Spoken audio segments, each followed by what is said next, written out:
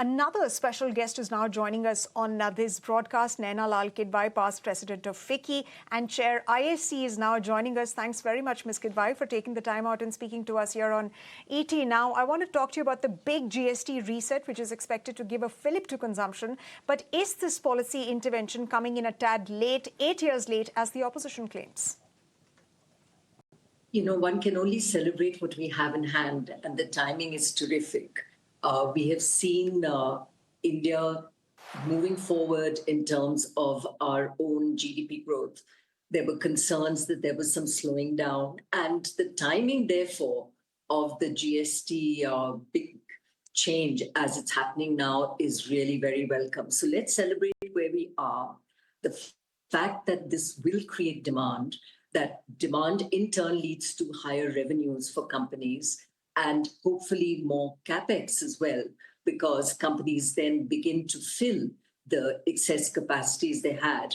And we therefore bring back what we have been waiting for, which is the private capex, capital expenditure and investment therein. So a big positive there. And I think also we have to look at how input costs get impacted here. And a lower GST will help infrastructure. We're seeing the lower GST on cement and construction inputs. That again helps the housing sector, it helps real estate, it helps the individual who is indeed investing in a home. Equally, some of the infrastructure and green energy inputs that come down will help us in terms of energy costs, both at an individual level and a country level. So a lot that's positive here at a time when we most need it, particularly given the concerns we've had on tariffs, which have come to hit us ever so suddenly. You know, Naina, as you make that opening remark and you have also welcomed that change and called it positive, let me ask you this. Given these numbers that we're looking at, household consumption is clearly at the center of the reform. You know, whether you're talking about the essentials, the durables that have gotten cheaper, but how critical is that for sustaining India's growth model as middle class driven rather than purely export led?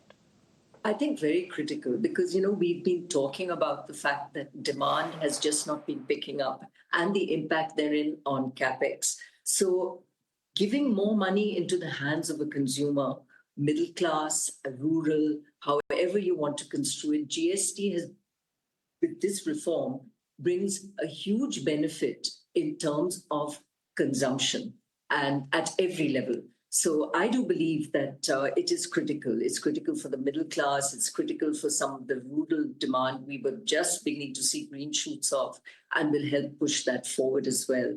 And that is exactly, as you said, one of the main reasons for bringing this reform and bringing it in such a clear way, you know, straight to a two-tier structure is really important. I mean, 40% being, of course, the sin rate. But really, it's primarily the 2, 5, and 18% that impacts on the sectors that you just defined, which is demand at the middle class and at the rural level. I think we should also look at compliance here because GST was proving very messy and processes therein very complicated. And there's been some very important announcements, which I think are very important for us to highlight, including the setting up of an appellate system. But I would believe that what goes before the appellate will also go down because there's so much more clarity now because there isn't all of this rate confusion and construction of how that applies to the different sectors. So if we see easier implementation, we see more companies coming into the GST net, we see revenues go up, so the actual GST quantum continues to go up, even while rates have come down, therefore not putting pressure on a fiscal deficit at the 4.4 commitment that we have had as a country. Our credit rating as a country having gone up at least with one rating agency, all of this points to a very positive future for us at a time when I do believe the economy needed it. So really hats off to the government to bring this in, not wait for the great budget announcements that we look at, and to bring it in with the speed that we will see in terms of implementation also on the 22nd of September. To pull all the states along as they have done is not an easy task. And we just do have to be very grateful that we have moved to this structure as was committed a while ago.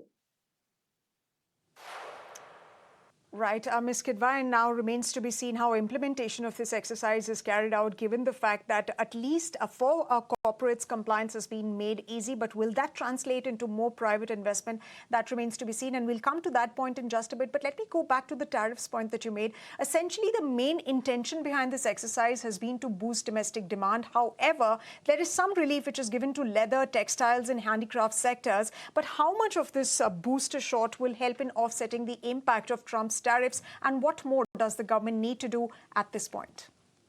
You know, it's a tough question because there are three sectors that are very seriously impacted by the tariffs, and the effort by the government to direct some of that export away from the US is right, but will take time. To the extent that domestic demand helps because of the reduction in GST, it's certainly one of the solutions. But it's very hard to calculate exactly how much of an impact this is going to have on these sectors. Are they going to be able to pass on the negative tariff to their customers in these markets, or will they lose market share to other players?